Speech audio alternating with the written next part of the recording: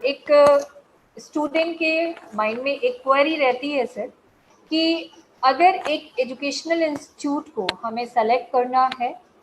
तो क्या उस एजुकेशन इंस्टीट्यूट के हमें टाई अप देखने चाहिए, गवर्नमेंट रिकॉग्नाइजेशन देखने चाहिए कि क्या वो किस किस किस अथॉरिटी से रिकॉग्नाइज्ड है, ये सारी चीज़ें हमें आइडेंटिफाई करना चाहिए। एक स्टूडेंट को ये चीज़ सोचना चाहिए कि क्या इंडस्ट्रियल टाई अप हो रखा है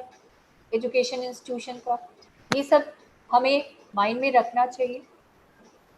देखिए रीमा जी, आपने जो प्रश्न पूछा ये बहुत इम्पोर्टेंट है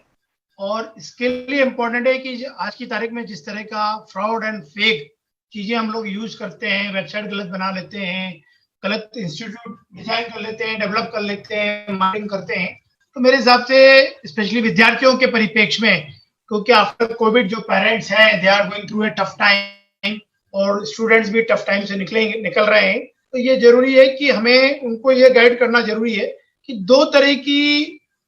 जो एक्टिविटीज हैं वो हर स्टूडेंट को, एक तो होता है रेगुलेटरी अथॉरिटीज, ये चेक करना बहुत जरूरी है कि क्या इंस्टीट्यूट रेगुलेटरी बॉडी से अप्रूव्ड है। जैसे फॉर एग्जांपल, बहुत सिंपल सा एग्जांपल है कि यदि कोई नॉन यूनिवर्सिटी जैसे कि दीपशिखा कॉलेज है या अदर कॉलेज है कोई, यदि वो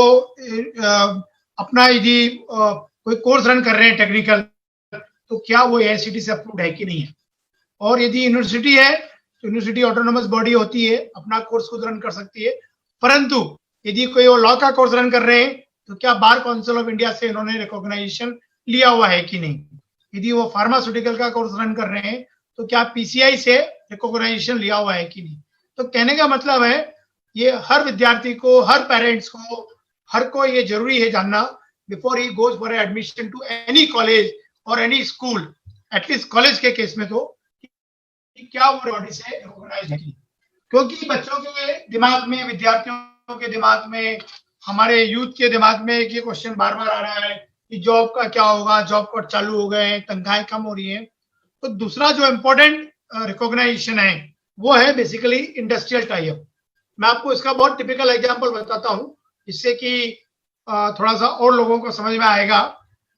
कि आसान होता है कि आप बंदूक लीजिए और चलाइए। यदि किसी को ये ब्लैक बोर्ड पे पढ़ाना हो तो कैसे चलाई जाती है, तो जो हमारे शिक्षक गण हैं, जो टीचर है, वो एक बंदूक बनाएंगे, एक ट्रिगर बनाएंगे,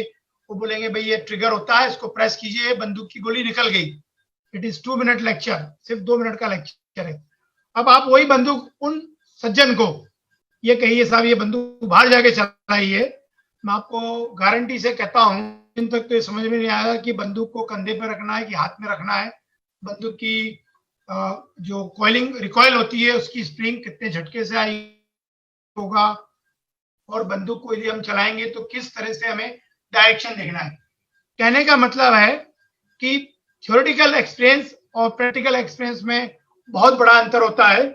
और यही बात मैंने अपने इकोनॉमिक टाइम्स के न्यूज़पेपर में भी लिखी है कि यदि, मैं ये नहीं कहता कि शिक्षा जरूरी नहीं है, ज्ञान होना जरूरी है क्योंकि ज्ञान से बेस बनता है, परंतु साथ में industrial experience, industrial tie up होना जरूरी है। ये बात मैंने अपने आर्टिकल इकोनॉमिक टाइम्स में भी लिखी है कि यदि सिर्फ शिक्षा से ही हम सब कुछ प्राप्त कर लेते तो जितने भी आईएम्स के और आईआईटीज के प्रोफेसर हैं वो सब आज की तारीख में इंडस्ट्रियलिस्ट होते, अडानी, अंबानी, बिरला हो जाते। क्योंकि फील्ड में जाने के बाद जो एक एक्सपीरियंस होता है, जो आप लाइव एक्सपीरियंस देखते हैं, वो आपको इंडस्ट्री से मिलता है। तो यदि कोई एजुकेशन इंस्टीट्यूट, कोई आपका टाई अप किसी इंडस्ट्री के साथ है for placement, for training, for course curriculum design, तो मेरे हिसाब से उससे बढ़िया इंस्टीट्यूट नहीं हो सकता है। और बच्चों को इस बात का जरूर ध्यान रखना चाहिए कि जहाँ पे भी वो एडमिशन ले रहे हैं या जा रहे हैं, उस इंस्टीट्यूट का इंडस्ट्रियल टाई अप कितना है और एक दूसरा रेगुलेटरी बॉडी से उनकी अप्रूवल कितनी है। ये दो चीज सबसे इंपॉर्टेंट है।